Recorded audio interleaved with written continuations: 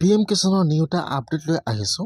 সেইটো আপডেট হ'ল আপোনালোকে যদি আগৰ পৰা PM কিষাণৰ পইচা পাই আছিল, এতিয়া কিন্তু আপোনালোকে আৰু ৰেজিষ্টাৰ কৰিব লাগিব। যদি আপোনালোকে ৰেজিষ্টাৰ নকৰে তেনেহ'লে কিন্তু আপোনালোকে যিবিলাক পইচা পাইছিল PM কিষাণৰ, এতিয়া সকলো পইচা ঘূৰি দিব লাগিব বা ৰিটাৰ্ণ কৰিব লাগিব। এতিয়া যিসকলে PM কিষাণৰ পইচা পাই আছে কেনেকৈ আপোনালোকে PM কিষাণৰ ৰেজিষ্টাৰ কৰিব, মই আজি এইটো ভিডিঅ'ত আপোনালোকক A to Z সম্পূৰ্ণ প্ৰচেছ ষ্টেপ বাই ষ্টেপ দেখুৱাই দি আছোঁ।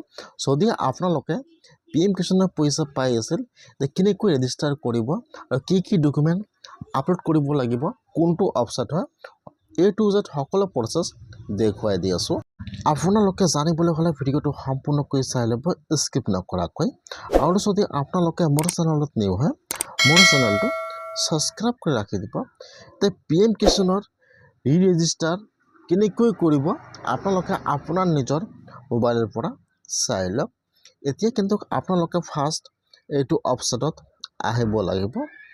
মই কিন্তু আপোনাৰ সুবিধাৰ কাৰণে অপশ্যনৰ লিংকটো মোৰ ডিছক্ৰিপশ্যনত দি দিছোঁ। আপোনালোকে ডাইৰেক্ট ক্লিক কৰি ফাৰ্ষ্ট এইটো অপশ্যনত আহি যাব। ইয়াত চাব দিয়া আছে আছাম ফৰৱাৰ্ড ৰেজিষ্টাৰ। এতিয়া এইটো কিন্তু অসমৰ ৱেবছাইট হয়। এতিয়া কিন্তু ৰেজিষ্টাৰৰ কাম PM কিষাণৰ অসমত ৱেবছাইট মুকলি কৰি দিয়া হোৱা নাই। এইটো কিন্তু বৰ্তমান অসমৰ বাহিৰত যিবিলাক ষ্টেট আছে যেনেকুৱাকৈ বিহাৰ, তাত কিন্তু বৰ্তমান এইটো ৱেবছাইটৰ পৰা কাম চলি আছে।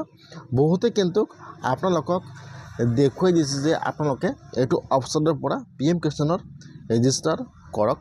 আপোনালোকে কিন্তু এইটো ৱেবছাইটৰ পৰা বৰ্তমান ৰেজিষ্টাৰ কৰিব নোৱাৰিব। এইটো অপশ্যনৰ পৰা কিন্তু আপোনালোকে পিছত ৰেজিষ্টাৰ কৰিব লাগিব আৰু ইয়াত আপোনাৰ ডকুমেণ্ট আপলোড কৰিব লাগিব। বৰ্তমান কিন্তু এইটো ৱেবছাইট মুকলি কৰি দিয়া হোৱা নাই। ইয়াত চাব, ইয়াত অপশ্যন দিয়া আছে মোবাইল নম্বৰ বা ইউজাৰ ID বা ইমেইল ID। আপোনালোকে ফাৰ্ষ্ট ইয়াত আপোনাৰ মোবাইল নম্বৰটো বহাই দিব, OTP টিপ মাৰ্ক দিব, নহ'লে কিন্তু আপোনাৰ মোবাইলত OTP আহি যাব। OTP অহাৰ পিছত কিন্তু ইয়াত ৱেবছাইটটোত লগইন নহয়, যিহেতু এতিয়াও অসমত ৰেজিষ্টাৰ কৰা নাই। এইকাৰণে কিন্তু আপোনালোকে এইটো ৱেবছাইটৰ পৰা অসমৰ PM কিষাণৰ যিবিলাক কাম আছে আপোনালোকে কিন্তু সেইবিলাক কাম এইটো ৱেবছাইটৰ পৰা কৰিব নোৱাৰিব। অতি সোনকালে কিন্তু অসমত এইটো ৱেবছাইট মুকলি কৰি দিয়া হ'ব। তাৰপিছত কিন্তু আপোনালোকে এইটো ৱেবছাইটৰ পৰা ৰেজিষ্টাৰ কৰিব লাগিব।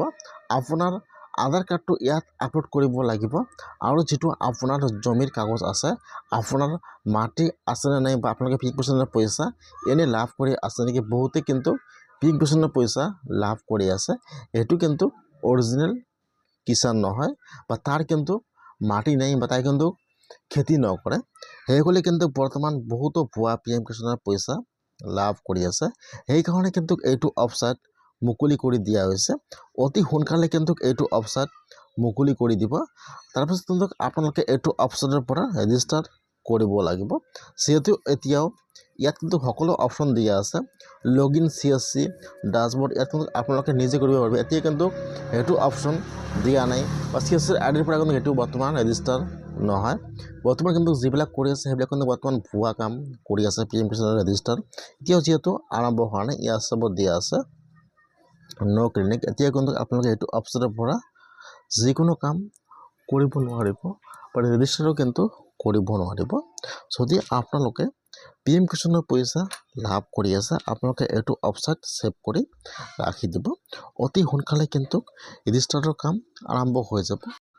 আপোনালোকে যদি PM কিষাণৰ ৰেজিষ্টাৰ নকৰে, আপোনালোকে যিমানটা কিস্তি লাভ কৰিছে PM কিষাণৰ 1ৰ পৰা 18 নম্বৰ কিস্তি লাভ কৰিছে, সকলো কিস্তি কিন্তু আপোনালোকে PM কিষাণৰ ঘূৰাই দিব লাগিব, নহ'লে কিন্তু আপোনালোকৰ পিছত বহুতো অসুবিধা হৈ যাব। সেইকাৰণে যদি আপোনালোকে PM কিষাণৰ পইচা লাভ কৰিছিল তেনেহ'লে আপোনালোকে এইটো ৱেবছাইট ছেভ কৰি ৰাখি দিয়ক। অতি সোনকালে কিন্তু ৰেজিষ্টাৰৰ কাম আৰম্ভ হৈ যাব। আপোনালোকে এই ৱেবছাইটৰ পৰা ৰেজিষ্টাৰ কৰিব লাগিব PM কিষাণ।